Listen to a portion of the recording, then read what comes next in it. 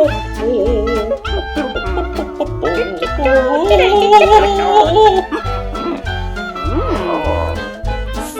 object puppetry or junk puppets. Hi artists, it's Miss Lanehart, your art teacher. And I'm Mr. Davis, your drama teacher. We're here to invite you to join us for this month's art unit called Found Object Puppetry, or Junk Puppets. And since the two of us are working together indoors, we're wearing shields to be safe. They're kind of cool. This is the first time I've been wearing one. Me too. We could kind of pretend like they're like, give us supervisors. Yeah, they give us superpowers, like we can really see like artists through them or something like that. Hey, Mr. Davis, I see you have the art kit for this month. I do. I have our art kit bag. What's inside? Well, let's find out. It's like we got an instruction sheet with some cool pictures on it and 2 pieces of colored construction paper. Okay, what else? And one more thing. Yeah? Little baggie of all sorts of junk. So we're going to be making art with this? Yeah, art isn't just painting and drawing, Mr. Davis. You can make art with anything.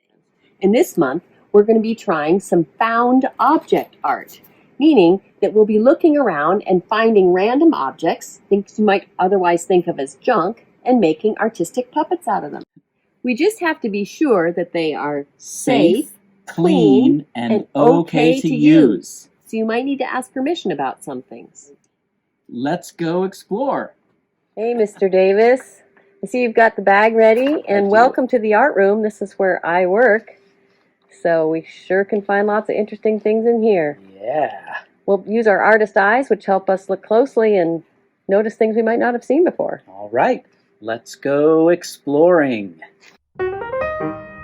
Stack of cups. Do you think I could use a couple of those? Sure. I don't need all those cups, and they're still clean, so...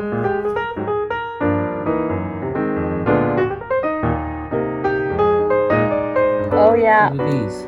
Those are actually my reading glasses, and I stepped on them this morning. See how they're broken? Mm-hmm. Yeah, those are junk now, so sure. Great. You can use those. Here's a box. Oh, yeah. That That's just looks like packing. stuff. Really cool texture. Do you I like need the any of texture that? Nope.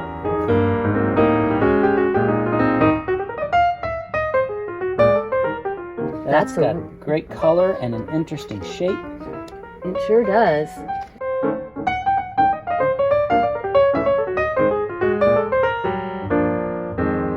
I do kind of use all those, Mr. Davis, so, yep. Not going to be able to use that. Yep, those are interesting, though, for sure. This is cool. It looks like it's a lamp of some kind, but there's no bulb in it. True, and I'm not really even sure if it works anymore, so you're welcome to take that if you want. Whoa! What do you see? I see a recycling bin.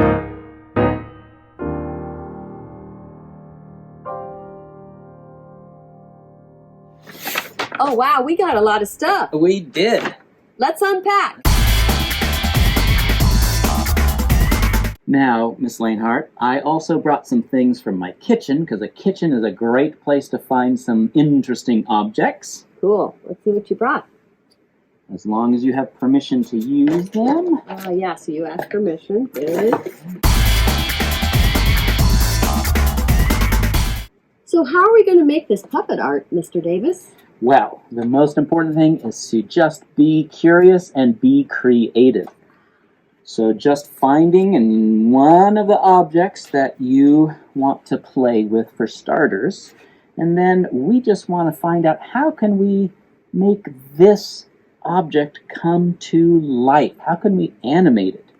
First thing is finding, where does it look like there might be a face with maybe a mouth, a nose. Oh yeah, and the eyes could be right there. Eyes. Yep. Could also maybe be like that. Oh yeah. Eyes were back here. And here's the mouth. Nice round mouth. Hey, can I add some eyes on with a marker just to help us see it better? Absolutely, you could do that. You could use a crayon. course, you don't have to do that, but you certainly can, and that can help you and your audience see, where is this puppet looking? So finding kind of where is its face for starters. Another really important thing that we want to do is just let the object breathe. We can breathe as the actor, and we can let the object breathe too. That starts to bring the sense that there is life to this as a puppet. So looking around with its face, its eyes, breathing, and then how does it move? Does it move through space like that? Does it move through space? Kind of bounce? Yep. Yep, if it was this way, maybe does it swim through the world?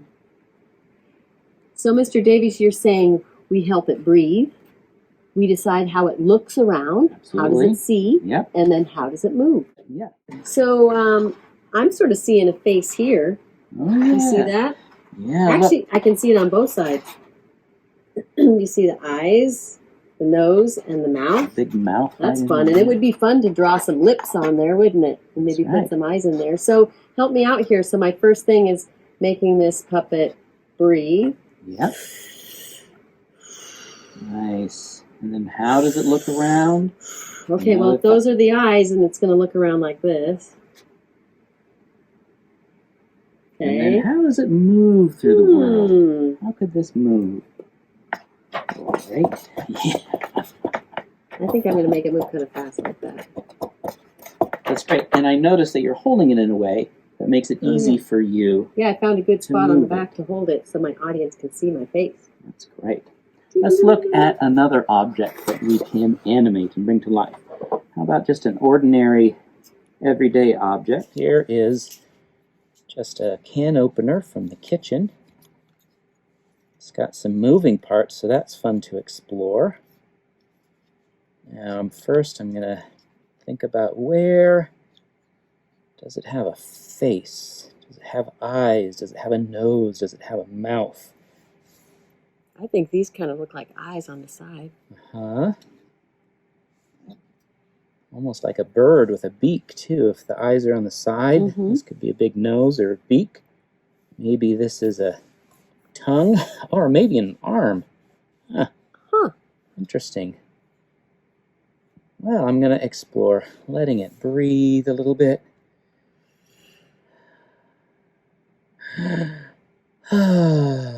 And then looking around with that face, those eyes, exploring the world. And then I wonder how this moves. Does it move smoothly?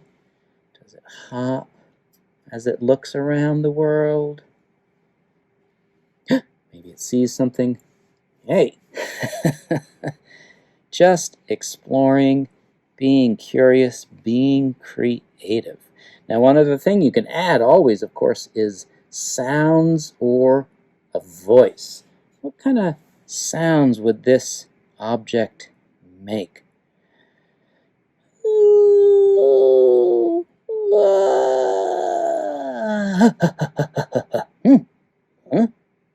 Hey, what's that? Whoa! Hey, I wanted to try these glasses, though. Oh, yeah. Yeah, okay, so... That's great. That starts to bring out a character in this puppet for sure. But I'm wondering, can you use the glasses as a puppet in itself? Thinking about, is there a face on it? Is there a body? How about like this? So, now we want to bring this to life. How does it breathe? See. And move. Great. And you could explore, like putting two things together, two objects together. These are going to be the legs. Maybe this could be the head. Cool. And first we want to breathe. see, and move.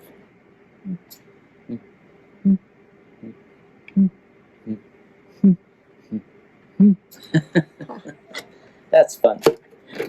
So now it's your turn.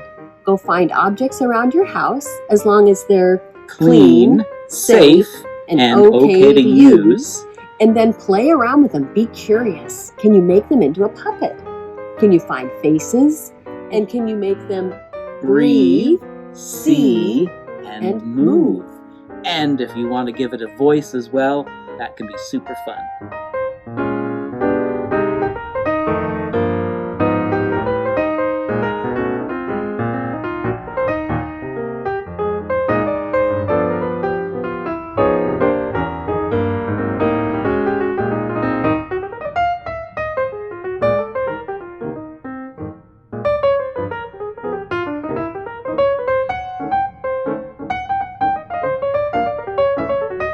Okay, here's a little challenge for you.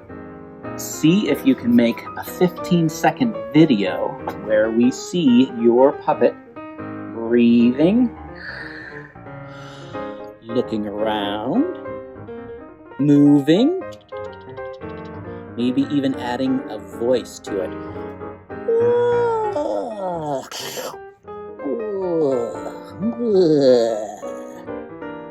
Have a friend or family member do your videoing for you, or set up your tablet so you can video yourself. Hey, artist Gunesh Cheesh, for trying something new with us today. Gunesh Cheesh, well done. We'll see you next time.